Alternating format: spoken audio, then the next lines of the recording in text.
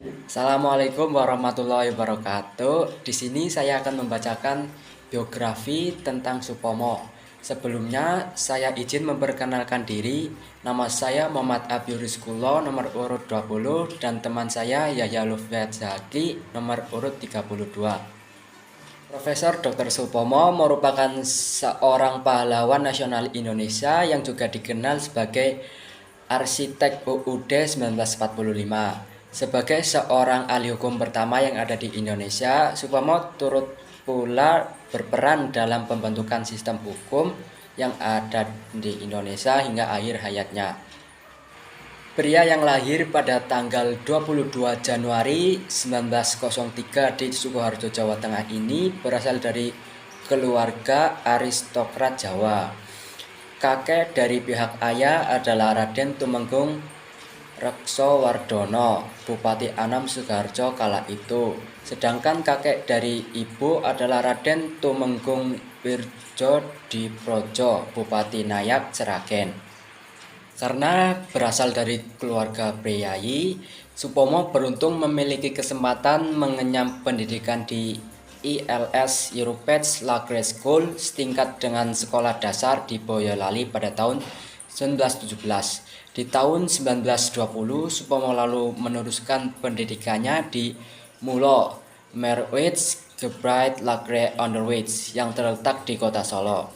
Ia kemudian menyelesaikan pendidikan hukum di Batavia Red School di Batavia dan lulus di tahun 1923. Setelah lulus, ia menjadi pegawai yang diperbantukan pada Pengadilan Negeri Yogyakarta.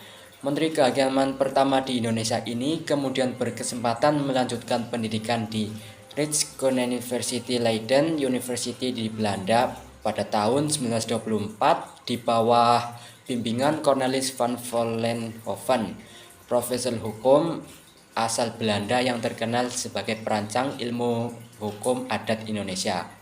Di tahun 1927, Supomo resmi menyandang gelar doktor dengan disertasinya yang berjudul Reorganisasi Sistem Agraria di Wilayah Surakarta. Dalam disertasi tersebut, Supomo mengupas sistem agraria tradisional di Surakarta dan menganalisis hukum-hukum kolonial yang berkaitan dengan pertanahan di wilayah Surakarta secara tajam, namun dengan bahasa yang halus dan tidak langsung. Pada sidang PPU-PKI tanggal 31 Mei 1945, Supomo mengajukan Dasar Negara Indonesia Merdeka yang terdiri dari 1. Persatuan, 2. Kekeluargaan, 3. Keseimbangan lahir batin, 4. Musyawarah, 5. Keadilan sosial.